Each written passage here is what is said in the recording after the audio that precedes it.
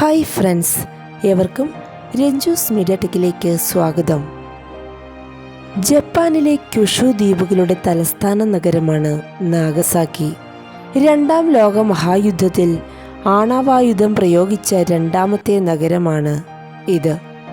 1945 August 9 America നാഗസാക്കിയിൽ USB-29 ബോംബറിൽ Fat Man അണുബോംബ് വർഷിച്ചത്. ഇത് ഒരുപാട് ആളുകളുടെ ജീവൻ അപഹരിച്ചു. ആഗസ്റ്റ് 9 രാവിലെ 11:02 നാഗസാക്കിയിൽ ബോംബിട്ടത്.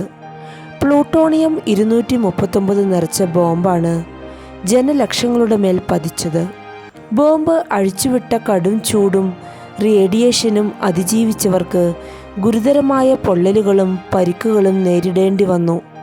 ഹിബാകുഷ എന്നറിയപ്പെടുന്ന നാഗസാക്കി സ്ഫോടനത്തെ അതിജീവിച്ചവർ റേഡിയേഷൻ കാരണം ക്യാൻസറുകൾ, ജനന വൈകല്യങ്ങൾ, മറ്റസുഖങ്ങൾ എന്നിവ ഉൾപ്പെടെയുള്ള ആരോഗ്യ പ്രശ്നങ്ങൾ നേരിടേണ്ടതായി വന്നു.